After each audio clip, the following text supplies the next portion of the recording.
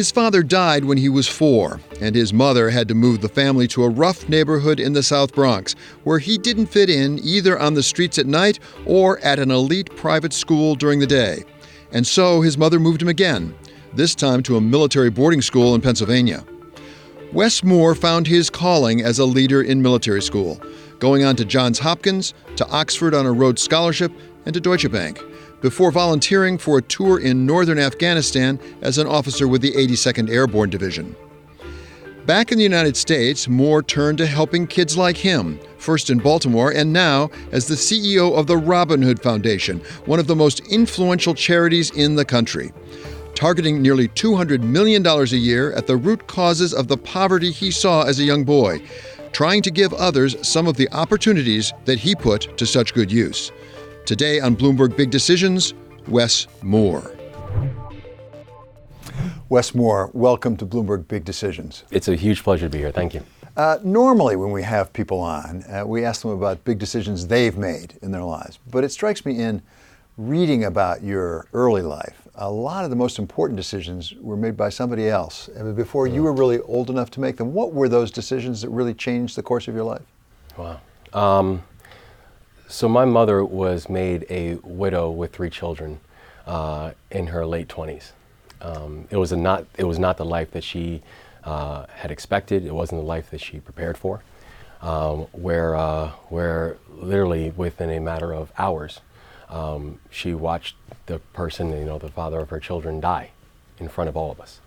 And I think she really had a difficult time with that transition. We didn't live in a very good neighborhood. He was the exclusive and main breadwinner of the family. The psychological trauma and damage of now having to raise these kids on her own. When I was about 5 years old, we moved from Maryland up to New York, where we moved up to the Bronx to go live with my grandparents because my mother was having a difficult time with the transition. And my grandfather was a minister in the South Bronx. My grandmother was a school teacher. And their house is barely big enough for them, but they figured out a way to make it big enough for all of us. You said it was a rough neighborhood you grew up in. Our community has always been a tight-knit community.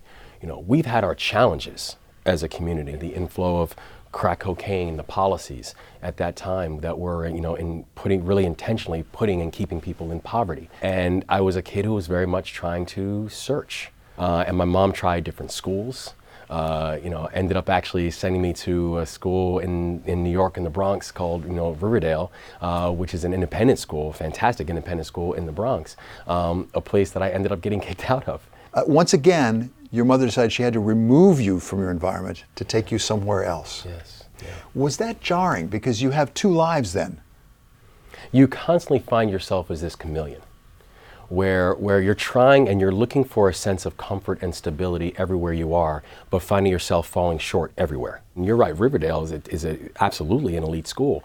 Things didn't work out at Riverdale, both for academic reasons and also behavioral reasons, fair to say. Yeah, and so your mother once again made a big decision in your life. Yeah, she'd been threatening me with military school ever since I was 8 years old.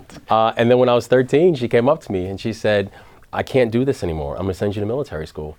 And she sent me to a military school in a place called Valley Forge Military Academy in Wayne, Pennsylvania. I had never been to Pennsylvania before in my life. And now I hear I'm at this military school in the middle of nowhere with these big black gates surrounding the school. And I hated every minute of it. Yeah, you did not embrace it. And I mean, the first 4 days, I ran away 5 times. Because they had these big gates that surrounded the school, and they would always tell us, if you don't like it here, you can go home anytime you want. And so every time they turned their backs, I would just take them up on their offer, and I would run out of the gates. And they'd find me in the middle of the woods, and they'd bring me back to campus. Phone calls, radios, television, they completely cut you off from the outside world for the first 8 weeks. But they made an exception because my behavior was letting them know, if we don't make an exception, we're going to lose him. And so they said, Moore, you've got 5 minutes to make a phone call. And I called my mom.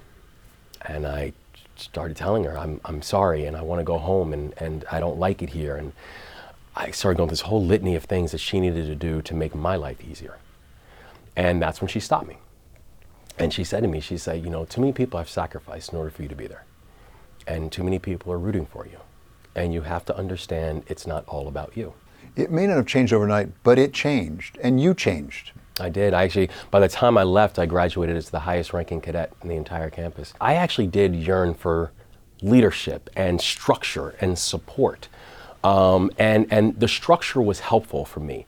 The accountability was helpful for me. You went to community college, you went to Johns Hopkins, you got a Rhodes Scholarship to go to Oxford. How difficult was it to figure out who Wes Moore was? The idea about assimilation really was something that did weigh on you, where you're now entering into new environments. You're entering into new places. This idea of the imposter syndrome kind of kicks in, where you're like, at what point is someone going to tap me on the shoulder and say, what are you doing here? And I think one thing that started to happen around that time was this. And I think it was something that has been one of the most important moments in my life, was I started shedding that. And I started realizing that I am never in a room because I don't belong there. And I'm not there because of someone's kindness or benevolence or a social experiment. I'm there because I worked. And I'm there because I belong there. And I'm there because that room would be incomplete if I wasn't there. I then started realizing that what I then need to do is just consistently first identify who I am, and then be true to that everywhere you go. Did you decide I, Wes Moore, am a banker? Because after Oxford, you went to Deutsche Bank, which strikes me as an unusual choice. What went into that? A big part of it was, and I give a lot of credit to, one of my mentors is a guy named Chris Oganeski, who was my former wide receiver coach at Johns Hopkins, but also was a banker. And he was a banker at Deutsche Bank. And I was really interested in policy. And I really wanted to understand policy and how policy worked and how do laws get passed and all this kind of stuff. And he said something to me that I thought was really important. He said, do you know all policy is? Budgets. That's all it is, right? Policymakers make budgets. And you can determine everything about what's important to a person or to a policymaker depending on the budget they present. Can you remember what your first impressions at Deutsche Bank were? I just remember seeing like a sea of computers and everybody faced into the computers. It was really cool though, because I think one of the things that I started learning was, I started learning that I was picking up this stuff pretty quickly. And that was really exciting for me. So an investment banker at Deutsche Bank, you can't get much private sector than that. Yeah, that's right. And from there, you go to the 82nd Airborne Division for a very public service, including in Afghanistan. Yeah. What brought that about? I remember I was actually sitting in my office at Deutsche Bank, and one of my mentors, who at that time was a major, he is now a 2-star general, a guy named Mike Fenzel, called me up. And Mike Fenzel says to me, he's like, hey, when are you gonna get in the fight? Knowing that I'd gone through jump school, airborne school, gone through all my trainings and everything like that. And then eventually I called him up and I decided, and I did a by name, and he did a by name request, and I ended up, about 6 months later, I was in Fort Bragg, North Carolina, training up with the 82nd Airborne Division, and we're in a place called Coast, which was on the border of Afghanistan and Pakistan. So you had private sector with Deutsche Bank. You had, as I say, really important government service, including in the White House, as a fellow at the White House. After the White House, you went back into finance, but not at Deutsche Bank. Yeah. You went to Citi. What took you to Citi, and what did you learn there? Ray McGuire took me to Citi. Ray McGuire, who's now the vice chairman of Citi. And it was an absolute joy working for him because, I always say, Ray didn't just make me a better banker. And he works you. Like, Ray works you. But he made me a better man. And he's someone who's even still to this day, I lean on and I take guidance from. And you never doubted your mother expected a lot of you. Not all children have that. It's not that parents don't care. It's for many parents, they don't know.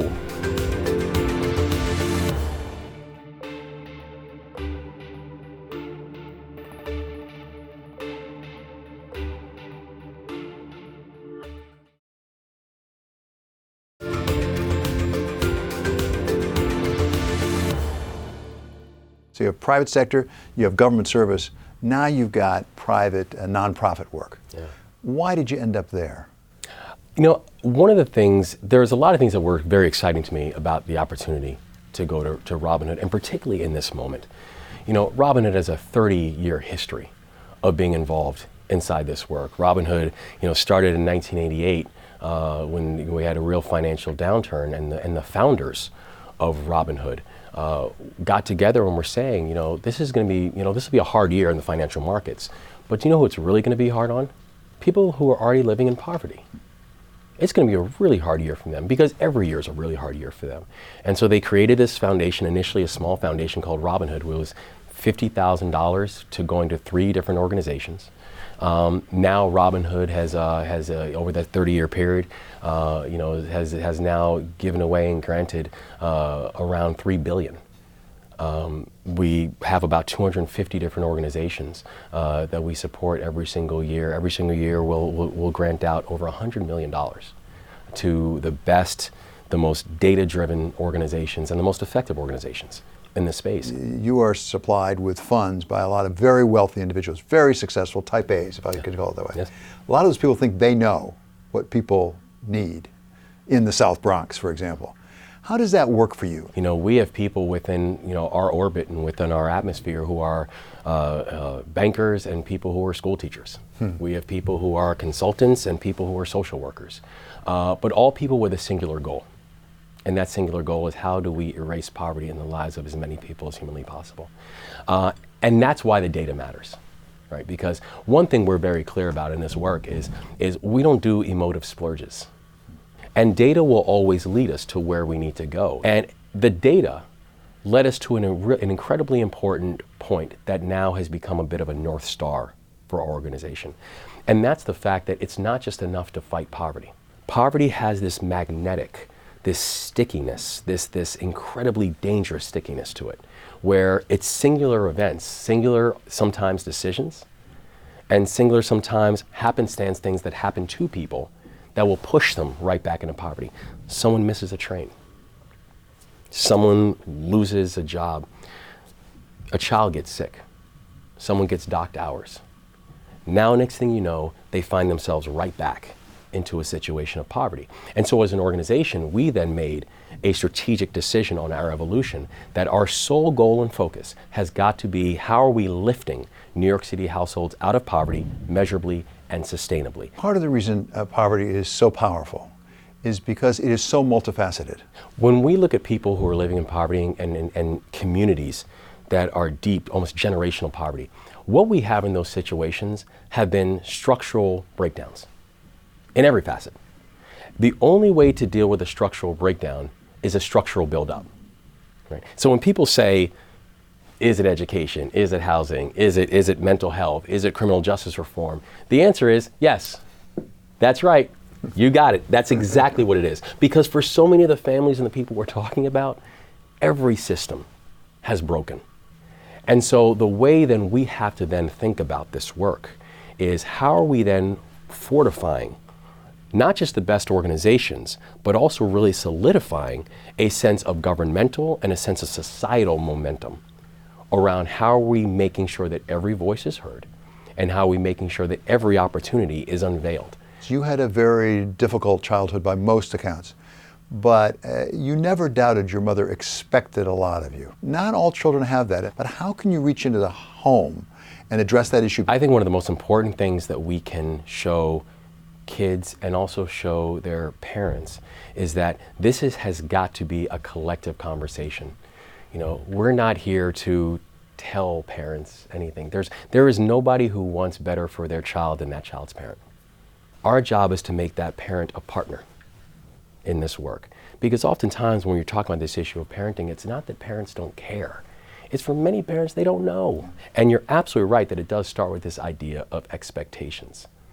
I remember once having a conversation with a book that I wrote called The Other Wes Moore, having a conversation with the other Wes Moore, who's currently serving a life sentence in prison. Came up in the same area. We're about the same age, both grew up in single parent households. And he found himself in a botched armed robbery where him, his older brother, and 2 other people are now serving life sentences in prison. And I remember asking Wes this question once. We were talking about Baltimore. And I said to him, do you think that we're products of our environments? And Wes looked at me and he said something I won't forget. He said, actually, I think we're products of our expectations. And as soon as he said it, I thought to myself, he is absolutely right. And someone once said to me, it's a real shame that you lived up to your expectations and Wes didn't. And I said, actually, the real shame is we both did. We both lived up to the expectations that we had. Our job as philanthropists is not to save people. Our job is to move the barriers out of the way that continue to sit on people every single day. And our job is to have just as high as expectations for people.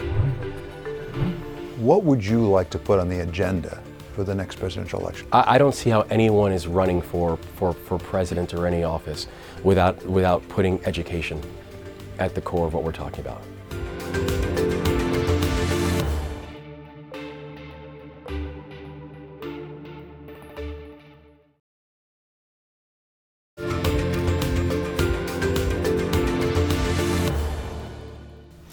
You operate in New York, but it's in a larger cultural phenomenon across the entire country, the society. A lot of issues we're facing right now. I'd love your thoughts on some of them, and let's start with race. I must say, in my experience with race, it comes and goes as a national issue. What can we do about race in this country at this point?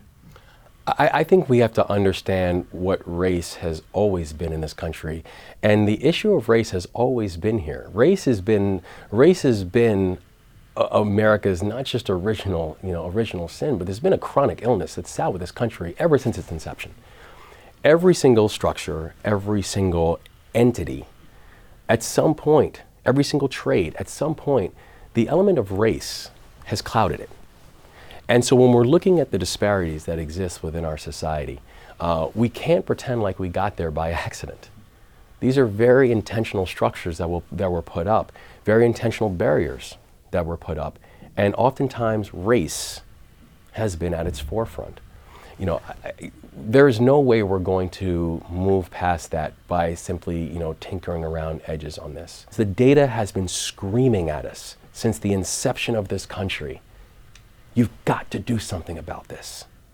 And the data continues to drag out and be worse. And so I think that we have to understand that, at our collective, we all come from this common place and this common bond of humanity. Unfortunately, race has clouded that and has blocked that. And when we hear about that pain, that it's not exaggeration. It's not, oh, woe is me. This is real. And I think we have to then be very deliberate when it comes to everything from the way we think about philanthropy, to the way we think about our jobs, to the way we think about policies, to know that when you have that structural breakdown, that structural deficiency, that we have to be just as deliberate about being able to build up and think about what does that structural buildup actually look like, and know that race has to be something we have to have a lens on when it comes to actually moving towards true equality. We're about to go into a presidential race. If someone were to stand up as a candidate and convince you they really get it, they really want to do something, not just talk about it, what would they say? I'd say that someone needs to truly be able to articulate the economic conditions that are existing within our society, and someone needs to really help people understand that the top line data is not enough. We could have a booming stock market and a Dow at 26 and 27,000. We could have record low unemployment.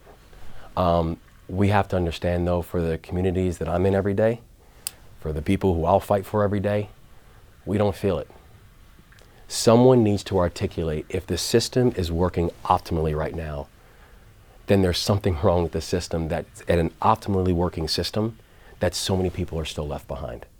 That's not an optimally working system. And if someone can properly articulate that, what it means, what does it look for, what are the new benchmarks that we're going to understand, that it's not just simply about the S&P and the Dow.